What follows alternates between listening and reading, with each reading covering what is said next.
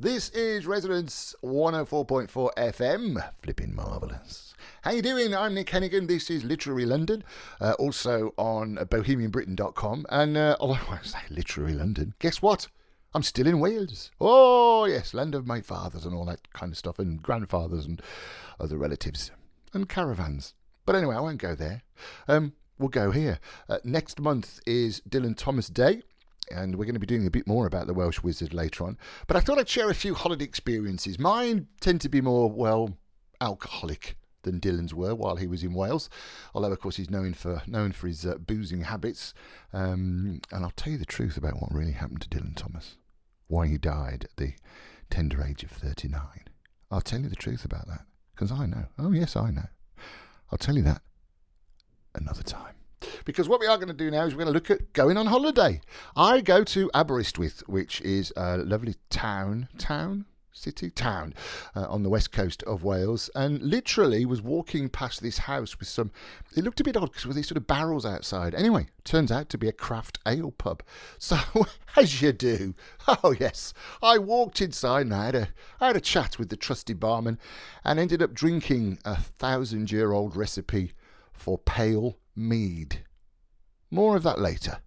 But in the meantime, here's Dylan Thomas himself and a few live holiday memories. Speaking personally tonight, we have the Welsh poet Dylan Thomas, who is going to tell one of his many stories. If you can call it a story.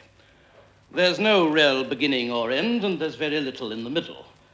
It is all about a day's outing by Char-a-Bang to Porthcawl, which, of course, the Char-a-Bang never reached, and it happened when I was so high and much nicer.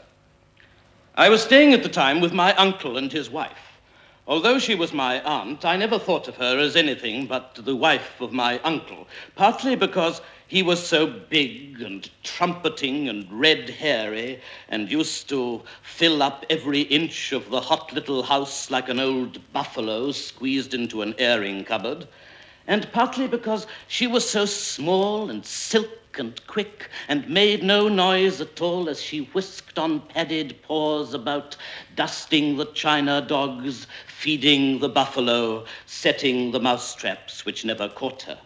And once she sleeked out of the room to squeak in a nook or nibble in the hayloft, you forgot she had ever been there.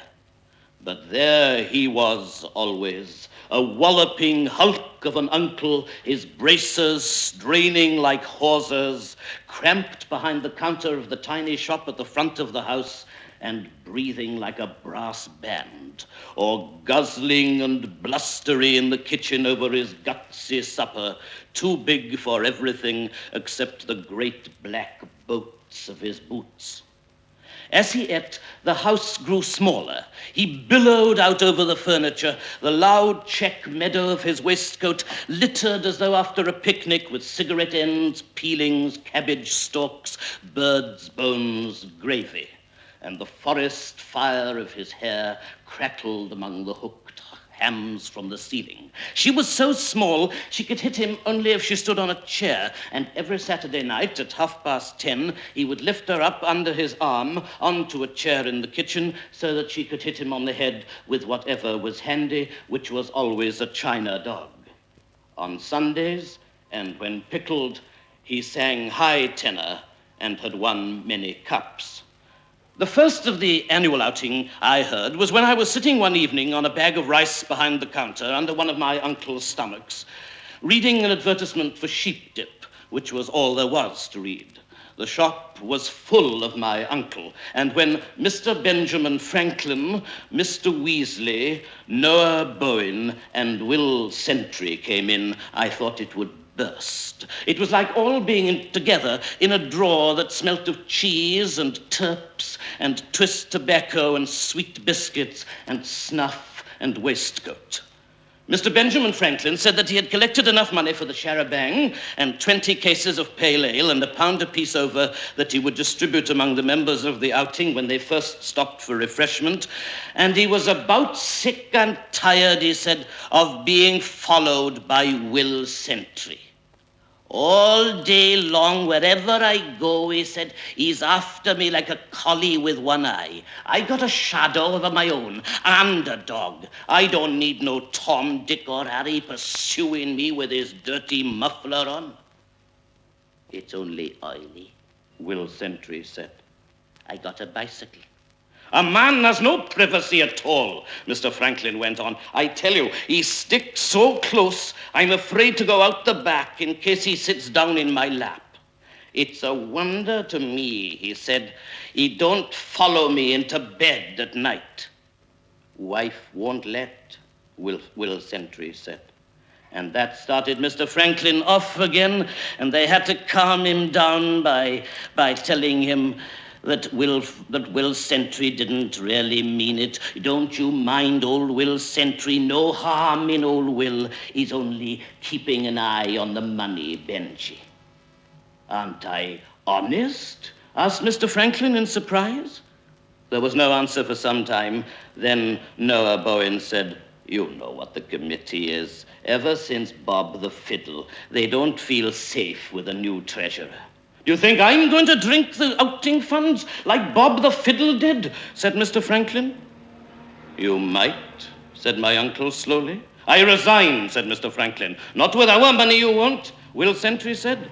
Who put dynamite in the salmon pool? Said Mr. Weasley, but nobody took any notice of him.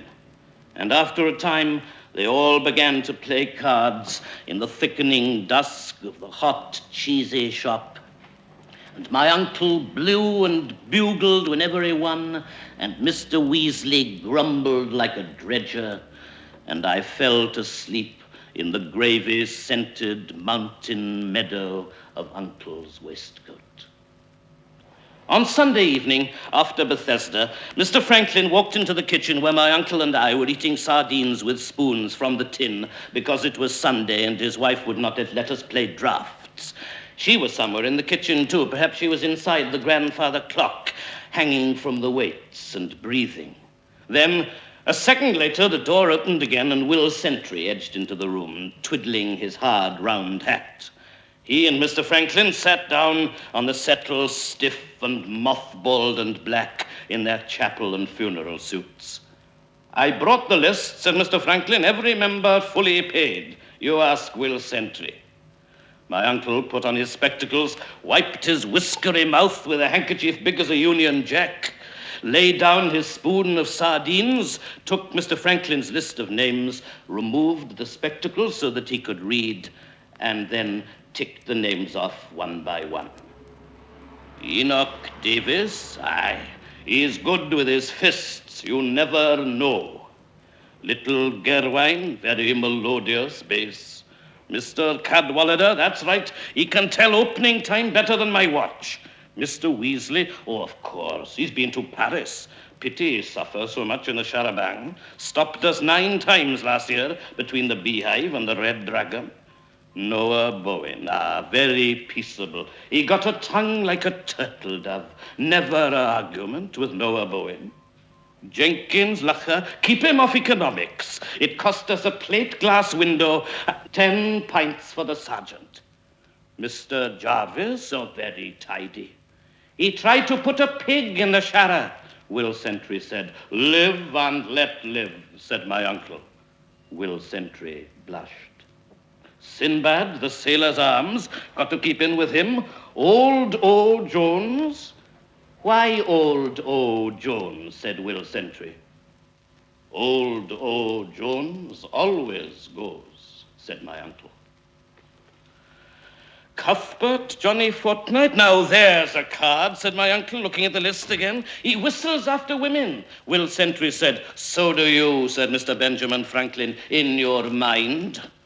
My uncle at last approved the whole list, pausing only to say when he came across one name, if we weren't a Christian community, we'd chuck Bob the Fiddle in the sea. We can do that in Porthcawl, said Mr. Franklin, and soon after that he went, Will Sentry no more than an inch behind him, their Sunday bright boots squeaking on the kitchen cobbles. And then, suddenly, there was my uncle's wife standing in front of the dresser with a china dog in one hand. By Gee, I said to myself, if she isn't the funniest woman in the world, if that's what she is. The lamps were not yet lit in the kitchen, and she stood in a wood of shadow with the plates on the dresser behind her shining like pink and white eyes. If you go on that outing on Monday, Mr. Thomas, she said to my uncle in her small silk voice, I'm going home to my mother's. Holy Mo, I thought, she got a mother. Now that's one old bald mouse of 105 I won't be wanting to meet in a dark lane. It's me or the outing, Mr. Thomas. I would have made my choice at once, but it was almost half a minute before my uncle said, well then, Sir Anne, it's the outing, love. He lifted her up under his arm onto a chair in the kitchen, and she hit him on the head with a china dog. Then he lifted her down again, and then I said good night. For the rest of the week, my uncle's wife whisked quiet and quick round the house with her darting duster. My uncle blew and bugled and swole, and I kept myself busy all the time, being up to no good. And then at breakfast time on Saturday morning, the morning of the outing, I found a note on the kitchen table. It said, there's some eggs in the pantry. Take your boots off before you go to bed. My uncle's wife had gone as quick as a flash. When my uncle saw the note, he tugged out the flag of his handkerchief and blew such a hubbub of trumpets that the plates on the dresser shook. It's the same every year, he said. And then he looked at me. But this year it's different. You'll have to come on the outing too, and what the members will say I dare not think. The charabanc drew up outside, and when the members of the outing saw my uncle and me squeeze out of the shop together, both of us cat-licked and brushed in our Sunday best, they snarled like a zoo. Are you bringing a boy? Asked Mr. Benjamin Franklin as we climbed into the charabanc. He looked at me with horror.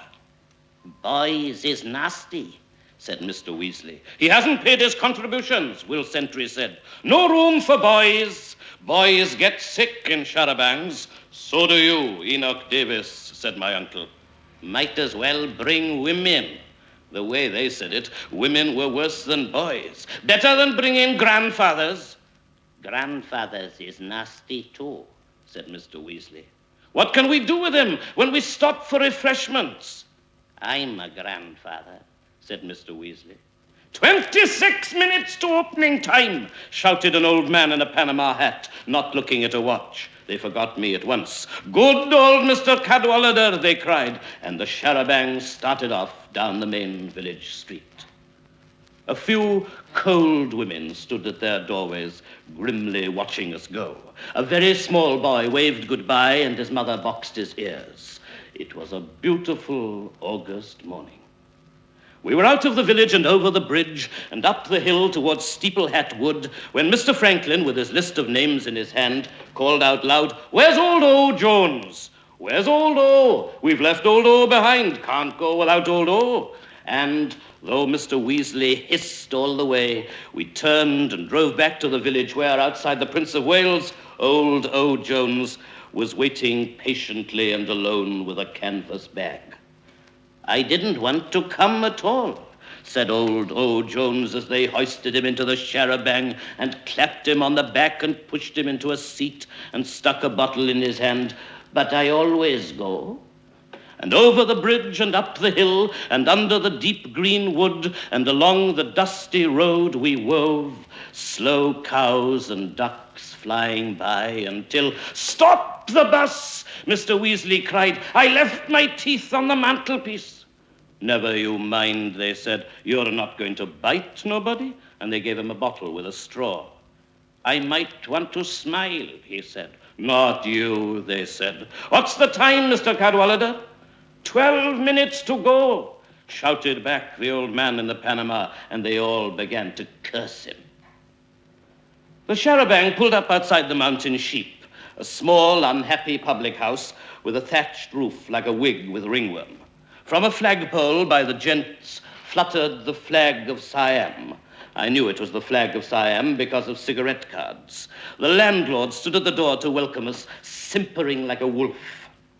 He was a long, lean, black-fanged man with a greased love curl and pouncing eyes. "What a beautiful August day," he said, and touched his love curl with a claw. That was the way he must have welcomed the mountain sheep before he ate it, I said to myself. The members rushed out bleating into the bar. "You keep an eye on the Shara," my uncle said. "See nobody steals it now." "There's nobody to steal it," I said, "except some cows." But my uncle had billowed away, and I heard him gustily blowing his bugle in the bar. I looked at the cows opposite, and they looked at me. There was nothing else for us to do. 45 minutes passed like a very slow cloud. The sun shone down on the lonely road, the lost, unwanted boy, and the lake-eyed cows. In the dark bar, they were so happy they were breaking glasses. A shunny onion Breton man with a beret and a necklace of onions bicycled down the road and stopped at the door. "Quel un grand matin, monsieur," I said. "There's French, boy bar," he said. I followed him down the passage and peered into the bar. I could hardly recognize the members of the outing. They had all changed color. Beetroot, rhubarb, and puce, they hollered and rollicked in that dark, damp hole like enormous, ancient bad boys. And my uncle surged in the middle, all red whiskers and bellies. On the floor was broken glass and Mr. Weasley. "Drinks all round," cried Bob the Fiddle, a small, absconding man with bright blue eyes and a plump smile. "Who's been robbing the orphans? Who sold his little babby to the gyppos? Trust old Bob, he'll let you down."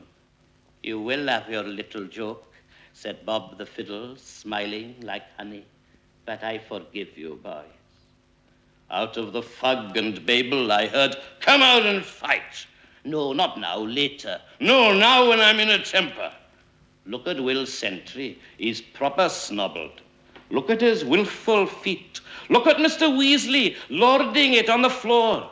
Mr. Weasley got up hissing like a gander. "That boy pushed me down deliberate," he said, pointing to me at the door, and I slunk away down the passage and out to the mild, good cows. Time clouded over. The cows wondered. I threw a stone at them, and they wandered, wandering away. Then out blew my uncle, ballooning, and one by one the members lumbered after him in a gristle. They had drunk the mountain sheep dry. Mr. Weasley had won a string of onions that the shunny onion man raffled in the bar. "What's the good of onions if you left your teeth on the mantelpiece?" he said. And when I looked through the back window of the thundering char-a-bang, I saw the pub grow smaller in the distance, and the flag of Siam from the flagpole by the gents fluttered now at half-mast. The blue bull, the dragon, the star of Wales, the tulch in the wall, the sour grapes, the shepherd's arms, the bells of Aberystwyth. I had nothing to do in the whole wild August world but remember the names where the outings stopped and keep an eye on the char-a-bang. And whenever it passed a public house, Mr. Weasley would cough like a billy goat and cry, "Stop the bus! I'm dying of breath!" And back we would all have to go. Closing time meant nothing to the members of that outing. Behind locked doors, they hymned and rumpused all the beautiful afternoon. And when a policeman entered the Druid's tap by the back door and found them all choral with beer, "Shh," said Noah Bowen, "the pub is shut." "Where do you come from?" the policeman said in his buttoned blue voice. They told him. "I got a auntie there," the policeman said. And very soon he was singing "Asleep in the Deep." Off we drove again at last, the char-a-bang bouncing with tenors and flagons, and came to a river that rushed along among willows. "Water!" they shouted. "Porth call!" sang my uncle. "Where's the donkeys?" said Mr. Weasley, and out they lurched to paddle and whoop in the cool, white winding water.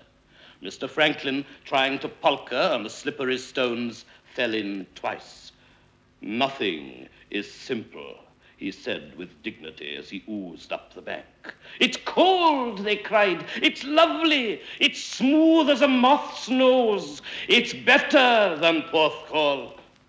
And dusk came down, warm and gentle, on 30 wild, wet, pickled, splashing men without a care in the world, at the end of the world in the west of Wales. And "Who goes there?" called Will Sentry to a wild duck flying. They stopped at the hermit's nest for a rum to keep out the cold.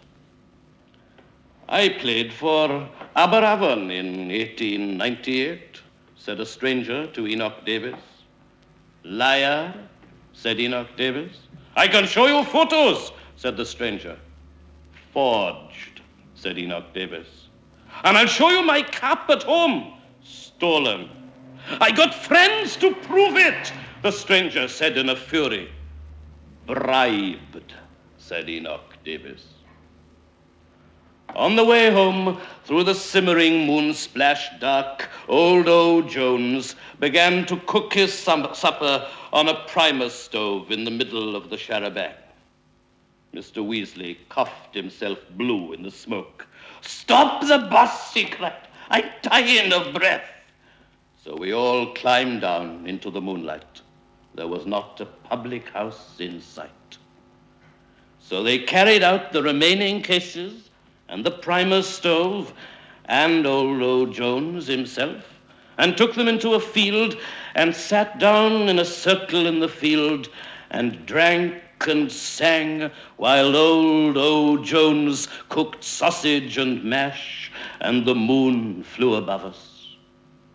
And there I drifted to sleep against my uncle's mountainous waistcoat, and as I slept, "Who goes there?" Will Sentry called out to the flying moon.